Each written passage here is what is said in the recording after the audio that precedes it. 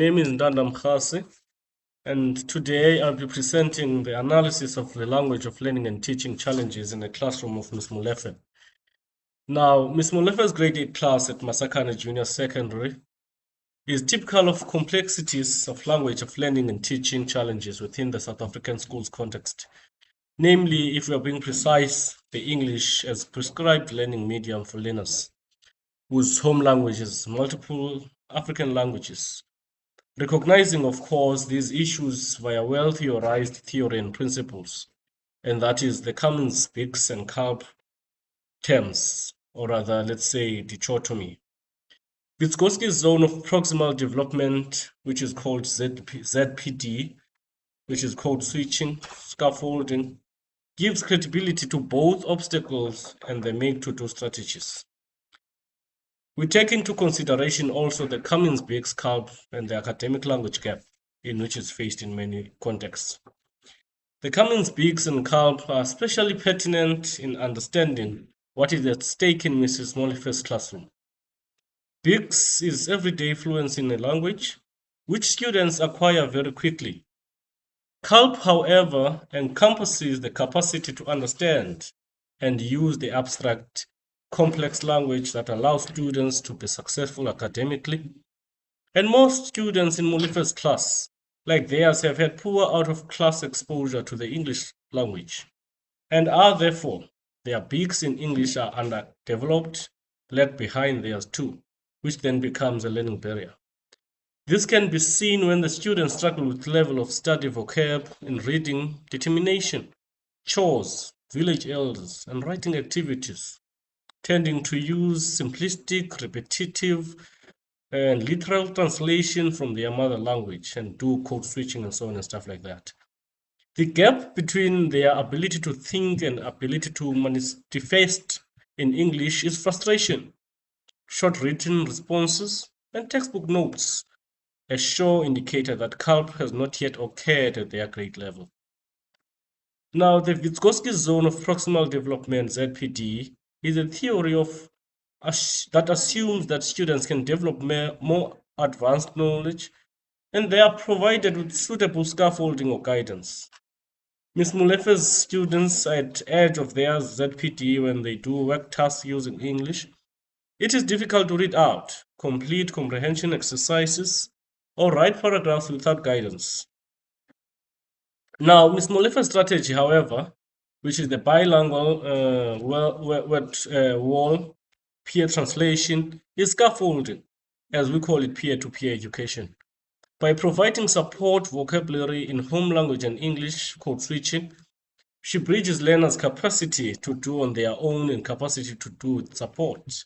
Such scaffolding is necessary when policy officially incentivize use of home language. Hi everyone, my name is Lukhani Man, and in this video I'll be presenting 3 strategies that Ms. Molefe can use to support learning through English language as the language of learning and teaching in her grade 8 classroom. Strategy 1 is scaffolding with visual and learning support. This strategy means giving learners support to help them understand and express themselves in English. Ms. Molefe can use things like diagram, vocabulary lists, and sentence starters, especially during reading and writing activities. These tools help learners like Sipel Lerat who understand the content but struggle to express their thoughts in English. This idea is based on Vygotsky's theory of zone proximal development. Strategy 2, which is translanguaging and code switching. The second strategy is allowing learners to use their home language at certain times, like when planning or discussing ideas or doing group works. This helps them think deeply in a language they're comfortable with before switching to the English. This method, known as translanguaging, is supported by Cummings' theory, which shows that skills from a learner's first language can help with learning a second one. The third strategy is oral language development activities. This strategy encourages structured speaking activities in the classroom, like think pair share, storytelling, and peer interviews. These activities build learners' confidence and help them practice academic language in a safe way. This supports the shift from everyday English to more academic English, as explained in the comics books and card theory. It also helpful in Miss Molefe's class where some learners like Tabo are afraid to speak because they fear making mistakes. Good afternoon. Today I want to talk briefly about why language of learning and teaching, or Lolt, is important in inclusive education, especially in multilingual classrooms like Miss Molefes. In South Africa, many learners speak different home language like isiZulu, Sotho, Tsonga, but they are taught in English. This creates challenges because most of them use English at school. So when lessons, tests, and textbooks are in English, it can leave them confused, anxious, and feeling excluded. That's why a lot matters. It either builds a bridge or to learning or becomes a barrier.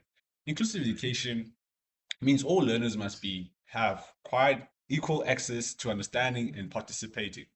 To support this, teachers like Ms. Molefe use strategies like code switching. So, what do I mean about code switching? Code switching is when like you are translating something or speaking a certain language just to accommodate the learners. You understand? So, as I was saying, strategies like code switching, bilingual word walls, and scaffolding to connect English learning to their home language.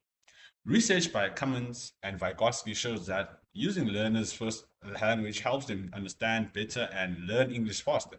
It also boosts their confidence and helps them feel valued in the classroom. So I conclude. So making laws inclusive isn't just about language, it's about equity and access and giving every learner a fair chance to succeed. Thank you. Good day, ma'am. My name is Vizitelo. In this video, I will be analyzing the challenges that Mrs. Molefe had in her lesson, and also I will give suggestions and recommendations on how she can improve. Mrs. Molefe used an effective strategy using a word wall to write down various words in both English and learners' native language. By doing so, Mrs. Molefe helped her learners increase their vocabulary. In addition, I suggest that Mrs. Molefe makes use of visual aids such as films and videos in the teaching of literature in the English classroom.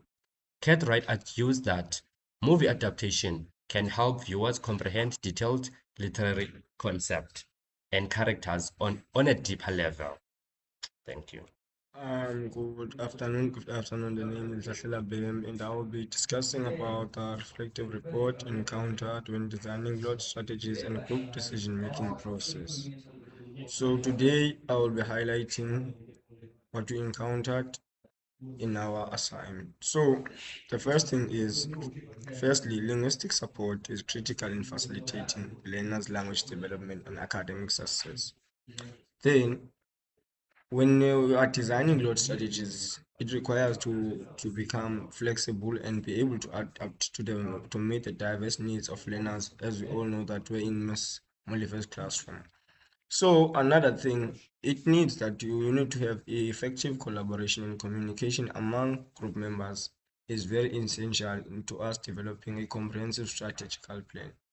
So in us designing these load strategies, we encountered these challenges. So firstly, we needed to look at the balance of the balancing linguistic diversity and the limited resources and assessment challenges